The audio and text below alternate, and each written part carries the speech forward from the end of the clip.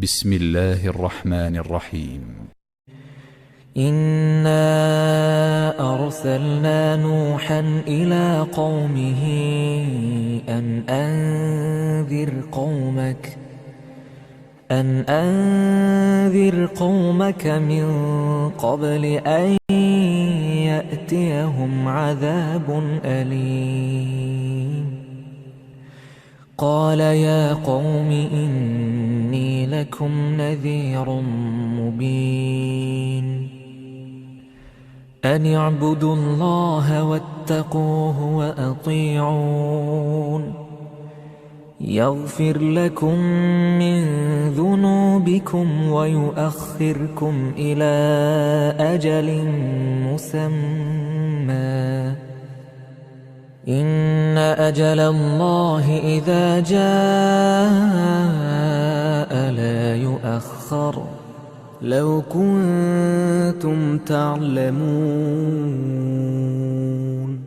قال رب إني دعوت قومي ليلا ونهارا فلم يزدهم دعائي إلا فرارا وإني كلما دعوتهم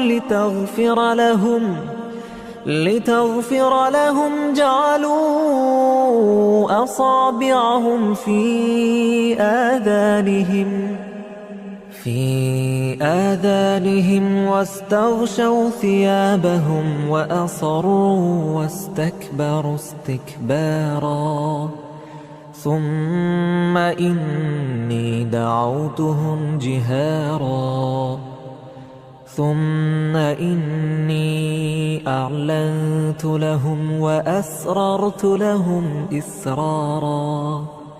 فقلت استغفروا ربكم إنه كان غفارا يرسل السماء عليكم مدرارا ويمددكم بأموال وبنين ويجعل لكم جنات ويجعل لكم أنهارا ما لكم لا ترجون لله وقارا وقد خلقكم أطوارا ألم تروا كيف خلق الله 7 سماوات طباقا وجعل القمر فيهن نورا وجعل الشمس سراجا والله أنبتكم من الأرض نباتا ثم يعيدكم فيها ويخرجكم إخراجا والله جعل لكم الأرض بساطا لتسلكوا منها سبلا فجاجا قال نوح رب إنهم عصوني واتبعوا من لم يزده ماله وولده إلا خسارا ومكروا مكرا كبارا وقالوا لا تذرن آلهتكم ولا تذرن ودا ولا سواعا ولا يغوث ويعوق ونسرا وقد أضلوا كثيرا ولا تزد الظالمين إلا ضلالا مما خطيئاتهم أغرقوا فأدخلوا نارا فلم يجدوا لهم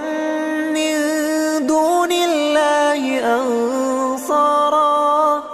وقال نوح رب لا تذر على الأرض من الكافرين ديارا إنك إن تذرهم يضلوا عبادك ولا يلدوا إلا فاجرا كفارا رب اغفر لي ولوالدي ولمن دخل بيتي مؤمنا وللمؤمنين والمؤمنات ولا تزد الظالمين إلا تباراً.